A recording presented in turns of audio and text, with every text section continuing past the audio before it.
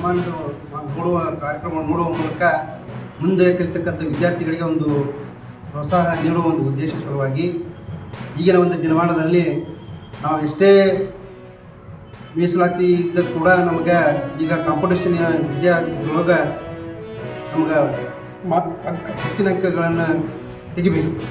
ಅದಕ್ಕೆ ಅವ್ರಿಗೆ ಈಗಲಿಂದ ಒಂದು ತಯಾರಿ ಕೊಡುವ ಮೂಲಕ ಅವರಿಗೆ ನಾವು ಕೂಡ ಒಂದು ಹೆಚ್ಚಿನ ಅಂಕಗಳನ್ನು ಕಷ್ಟಪಟ್ಟು ಓದಿ ಹೆಚ್ಚಿನ ಅಂಕಗಳನ್ನು ಗಳಿಸಿ ನಮಗೂ ಕೂಡ ಮುಂದಿನ ದಿನಮಾನದೊಳಗೆ ಈ ರೀತಿ ಒಂದು ಸಮಾಜದ ಸಮ್ಮುಖದಾಗ ಸನ್ಮಾನ ಮಾಡಿಸುವಂಥ ಉತ್ಸಾಹ ಅವರಲ್ಲಿ ಬರಲಿ ಅನ್ನೋ ಉದ್ದೇಶಕ್ಕೆ ಈ ಒಂದು ಕಾರ್ಯಕ್ರಮ ಹಮ್ಮಿಕೊಂಡಿವಿ. ಇದರೊಂದಿಗೆ ತಾಯಂದಿರಿಗೆ ಮತ್ತು ನಮ್ಮ ಸಮಾಜದ ಬಂಧು ಬಾಂಧವರಿಗೆ ತಮ್ಮ ಮಕ್ಕಳನ್ನು ನಾವು ಈ ವೇದಿಕೆ ಮೇಲೆ ಕಾಣುವಂಥ ಅವರು ಮನಸ್ಸನ್ನು ಕನಸನ್ನು ಕಂಡು ಅವ್ರ ಮಕ್ಕಳಿಗೆ ಒಂದು ಒಳ್ಳೆಯ ಮಾರ್ಗದರ್ಶನ ನೀಡಿ ಉತ್ತಮ ಅಂಕಗಳನ್ನು ಗಳಿಸಲಿಕ್ಕೆ ಅವರು ಎಲ್ಲ ರೀತಿಯ ಸಹಕಾರ ಅವರು ತಾಯಂದಿರು ಕೊಡಬೇಕು. ಆಮ್ಯಾಗ ಮುಂದಿನ ದಿನಮಾನಗಳಿಗೆ ವೇದಿಕೆ ಮ್ಯಾಗ ಅವಕಾಶ ಮಾಡಿಕೊಡ್ಬೇಕು ಅಂತೇಳಿ ಅವರಲ್ಲಿ ಭಾವನೆಗಳು ಬರಲಿ.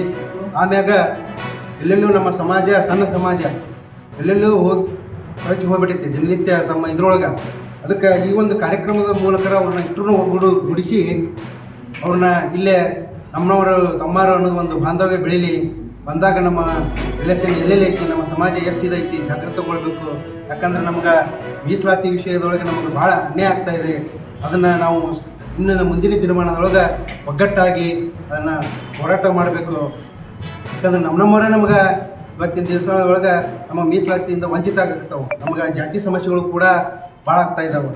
ದಾಸರು, ಗಂಡಿಗೆ ದಾಸರು, ದಾಸರಿ ಇವು ನಮ್ಮ ಜನದಾಸ ಸಮಾಜದ ಪರ್ಯಾಯ ಆಗೋದ್ರಿಂದ ಇವನ್ನ ಸಮಾಜಕ್ಕೆ ನಾವು ತಿಳುವಳಿಕೆ ಹೇಳುವಂಥ ಸಂದರ್ಭ ಬಂದಿದೆ.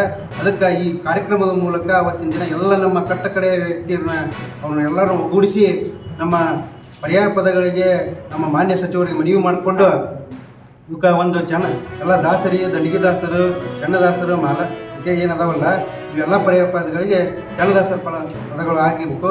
ಎಲ್ಲೆಲ್ಲೇ ಜಾತಿ ಸರ್ಟಿಫಿಕೇಟ್ ಸಮಸ್ಯೆ ಅದಾವು ಅವಕ್ಕೆ ಮಾನ್ಯ ತಹಸೀಲ್ದಾರ್ ಸಾಹೇಬರು ಅವನ್ನ ಚನ್ನದಾಸರಂತೆ ಪ್ರಮಾಣ ಪತ್ರ ಕೊಡಬೇಕು. ಯಾಕಂದ್ರೆ ಕೆಲವೊಂದು ಭಾಗದೊಳಗೆ ನಮಗೆ ಮೂಲಭೂತ ಸೌಕರ್ಯಗಳು ಸಿಗ್ತಾ ಇಲ್ಲ. ನಮ್ಮನ್ನು ನೀವು ಪರಿಶಿಷ್ಟ ಜಾತಿಯವರು ಅಲ್ಲ ಅಂಥೇಳಿ ನಮ್ಮನ್ನು ದೂರ್ತಾ ಇದ್ದಾರೆ. ನಮಗೆ ಚುನಾವಣೆ ನಿಲ್ಲಕ್ಕೂ ಕೂಡ ನಮ್ಮವರೇ ನಮಗೆ ಇವರು ಚನ್ನದಾಸರವರೆಲ್ಲ ಅಂತೇಳಿ ನಮ್ಮ ವಿರುದ್ಧ ಹೇಳಿಕೆ ಕೊಟ್ಟುವಂಥ ನಮ್ಮನ್ನು ರಾಜಕೀಯದಿಂದ ಶೈಕ್ಷಣಿಕವಾಗಿ ನಮ್ಮನ್ನು ತುಳಿತಾ ಇದ್ದಾರೆ. ಅದಕ್ಕೆ ಮಾನ್ಯ ಮನೆಯವರಲ್ಲಿ ಮುಖ್ಯಮಂತ್ರಿಗಳು ಒಬ್ಬ ಹಿರಿಯ ರಾಜಕಾರಣಿ ಅವರು ಕಳೆದ 2.5 ವರ್ಷ ಒಂದೇ ಸ್ಲೋಗನ್ ಹೇಳ್ತಾರೆ, ನಾನು 5 ವರ್ಷ ಪೂರ್ಣ ಮಾಡ್ತೀನಿ, 5 ವರ್ಷ ಪೂರ್ಣ ಮಾಡ್ತೀನಿ. ಅವ್ರು ಎಷ್ಟು ಸತಿ 5 ವರ್ಷ ಪೂರ್ಣ ಮಾಡ್ತೀನಿ ಅಂತಾರೆ ಅಷ್ಟು ಜನರಿಗೆ ಸಂಶಯ ಬರ್ತದೆ. ಅವರು ಹೇಳೋ ಅವಶ್ಯಕತೆ ಇಲ್ಲ ಡೈಲಿ.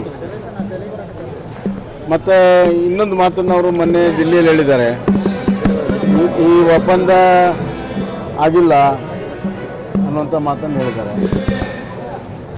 ಈ ಒಪ್ಪಂದ ಆಗಿತ್ತು ಇಲ್ಲೋ ಅನ್ನೋದು ನಮಗೆ ಗೊತ್ತಿಲ್ಲ.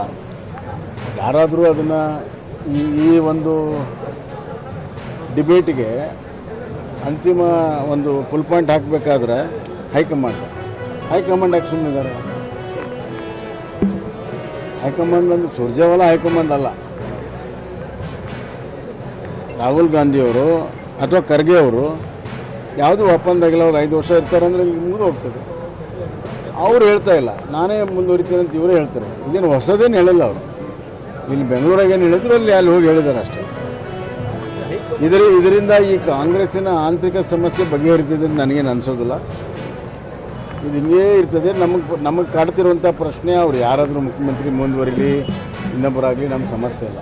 ಬಟ್ ಕರ್ನಾಟಕದ ಆಡಳಿತ ಸಂಪೂರ್ಣವಾಗಿ ಹದಗೆಟ್ಟು ಹೋಗಿದೆ. ಇವ್ರ ಟ್ಯಾಕ್ಸ್ ನಮ್ಮ ಕುರ್ಚಿ ಉಳಿಸ್ಕೊಳ್ಳೋ ಸಲುವಾಗಿ ಇವರೆಲ್ಲ ಸರ್ವ ಪ್ರಯತ್ನಗಳಿದೆ ಹೊರತಾಗಿ ರಾಜ್ಯದ ಜನರ ಅಭಿವೃದ್ಧಿ ಆಗಲಿ ಅಥವಾ ಅವ್ರ ಸಂಕಷ್ಟದಲ್ಲಿ ಸಿಕ್ಕಾಗ ಅವ್ರಿಗೆ ನೆರವು ಮಾಡುವಂಥದ್ದಾಗಲಿ ಯಾವುದೇ ರೀತಿಯ ಕೆಲಸ ಕಾರ್ಯಗಳು ನಡೀತಾ ಇಲ್ಲ. ಅಧಿಕಾರಿಗಳು ಸಂಪೂರ್ಣ ನಿಷ್ಕ್ರಿಯಾಗಿದ್ದಾರೆ. ಭ್ರಷ್ಟಾಚಾರ ತುಳುಕ್ತಾ ಇದೆ.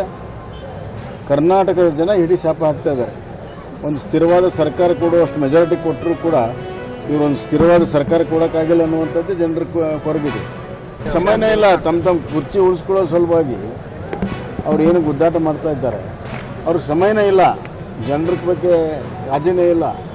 ನಾವು 136 ಬಂದಿದೆ ಅನ್ನುವಂಥ ಒಂದು ಸೊಕ್ಕಿನಿಂದ ಇವತ್ತು ಆಡಳಿತ ಮಾಡ್ತಾ ಇದ್ದಾರೆ. ಅಧಿಕಾರಿಗಳ ಮೇಲೆ ಹೆಡ್ತಾ ಹೋಗಿದೆ.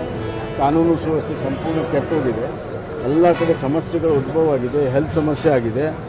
ಎಜುಕೇಷನ್ ಸಂಪೂರ್ಣವಾಗಿ ನಿಷ್ಕ್ರಿಯ ಆಗಿದೆ. ನೀವು ನೋಡ್ತೀರ ಒಂದಿಲ್ಲ ಒಂದು ದಿವಸ ಒಂದು ಅವಾಂತರಗಳು ಬರ್ತವೆ. 36 ಇದ್ರೆ ಸಮಾಧಾನ ಇಲ್ಲ ಸರ್. 136 ಆರಿಸಿ ಬಂದು ಅವ್ರ ಸ್ಥಿತಿ 36 ಆಗಿದೆ.